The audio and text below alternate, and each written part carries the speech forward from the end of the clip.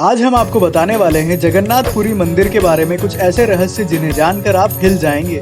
नमस्कार दोस्तों, कैसे हैं आप? बातें गजब की में आपका स्वागत है। दोस्तों, भगवान जगन्नाथ को भारत का बच्चा बच्चा जानता है। भगवान जगन्नाथ श्री कृष्ण के एक रूप हैं, जिनका एक विशाल मंदिर उड़ीसा की पुरी नगरी में स्थित है। पुरी नगरी हिंदुओं की प्राचीन 7 पवित्र नगरियों में से एक मानी जाती है और इसी पुरी नगरी में जगन्नाथ स्वामी अपनी बहन सुभद्रा और भाई बलभद्र के साथ निवास करते हैं। पुरी के इस मंदिर में जगत के नाथ भगवान जगन्नाथ के दर्शन हेतु लाखों श्रद्धालु रोजाना आते रहते हैं। लेकिन ये मंदिर अपने रहस्यों के लिए भी मशहूर है। इस मंदिर से जुड़े कई रहस्य ऐसे हैं जो आज तक कोई नहीं जान पाया।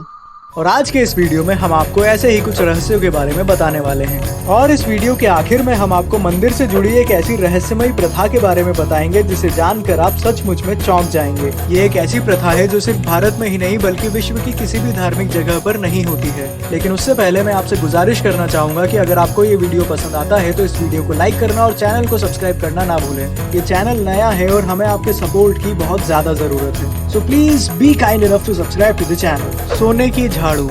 दोस्तों, ये तो आप जानते होंगे कि हर साल भगवान जगन्नाथ की रथ यात्रा निकाली जाती है। लेकिन क्या आप ये जानते हैं कि जिस रास्ते से वो यात्रा निकलती है उस रास्ते पर सोने की झाड़ू से पुरी के राजा खुद झाड़ू लगाने आते हैं। कहा जाता है कि ऐसा ना करने पर भगवान नाराज हो जाते हैं। इसके पीछे का कारण ये है कि पुरी में कोई भी राजा भगवान जगन्नाथ से बड़ा नहीं हो सकता। लहरों की आवाज। भगवान जगन्नाथ का मंदिर समुद्र के किनारे बसा हुआ है। इस इलाके में लगातार समुद्र की लहरों की आवाजें आती रहती है। इसी मंदिर में एक द्वार है जिसका नाम है सिंह द्वार। कहा जाता है कि इस द्वार से पहला कदम अंदर रखते ही समुद्र की लहरों की आवाजें सुनाई नहीं देती। जबकि आश्चर्य में डाल देने वाली बात यह है कि जैसे ही आप मंदिर के बाहर एक कदम रखेंगे वैसे ही समुद्र की आवाजें आपको फिर से सुनाई देने लगेंगी।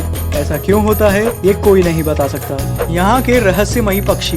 दोस्तों, आपने ज्यादातर मंदिरों के शिखर पर पक्षियों को बैठते हुए या उड़ते हुए देखा होगा, लेकिन जगन्नाथ मंदिर थोड़ा अलग है। इस मंदिर में ऐसा नहीं होता है। जगन्नाथ मंदिर के शिखर पर ना तो कोई पक्षी बैठता है, ना इसके ऊपर से उड़कर गुजरता है। इतने सालों में इस मंदिर के ऊपर किसी पक्षी को उड़ते हुए नहीं देखा गया।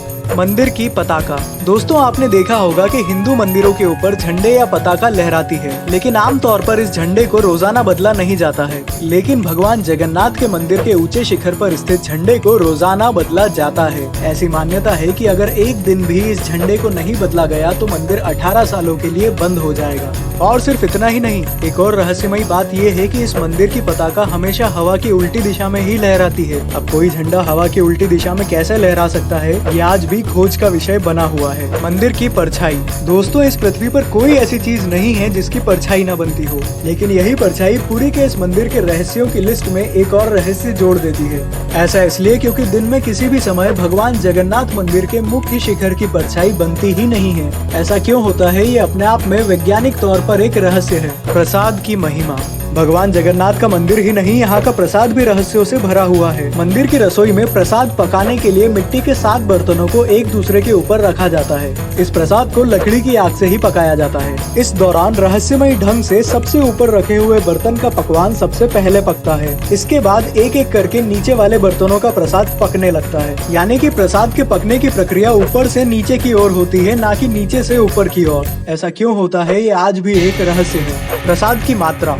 भगवान जगन्नाथ के मंदिर में हर दिन बनने वाला प्रसाद भक्तों के लिए कभी कम नहीं पड़ता। चाहे बड़ी से बड़ी संख्या में ही श्रद्धालु क्यों न आ जाएं, यहाँ पर सभी के लिए पर्याप्त प्रसाद मौजूद रहता है। लेकिन हैरान करने वाली बात ये है कि जैसे ही मंदिर के पट बंद होते हैं वैसे ही प्रसाद भी खत्म हो जाता है। लोगों की मान्यता है कि इस मंदिर से बिना प्रसाद लिए कोई भी श्रद्धालु खाली हाथ नहीं लौटता। सुदर्शन चक्र की दिशा।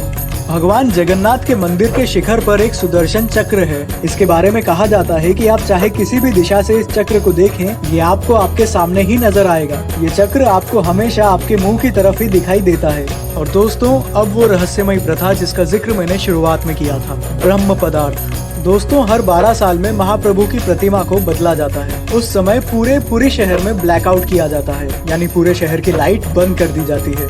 लाइट्स के बंद होने के बाद मंदिर परिसर को सीआरपीएफ की सेना चारों ओर से घेर लेती है। उस समय कोई भी मंदिर में नहीं जा सकता। मंदिर के अंदर घना अंधेरा रहता है और इतना अंधेरा होने के बावजूद पुजारी की आंखों पर पट्टी बांधी जाती है। इसके साथ पुजारी के हाथों में दस्ताने होते हैं। बताया जाता है कि जगन्नाथ स्वामी की काठ की मूर्ति में एक खास किस्म का पदार्थ होता है। इस पदार्थ को ब्रह्म पदार्थ कहा जाता है। पुजारी पुरानी मूर्ति से ब्रह्म पदार्थ को निकालता है और नई मूर्ति में डाल देता है। ये ब्रह्म पदार्थ क्या है ये आज तक किसी को नहीं पता। हजारों सालों से इसे एक मूर्ति से निकालकर दूसरी मूर्ति में डाला जा रहा है, लेकिन इसे आज तक किसी ने नहीं देखा।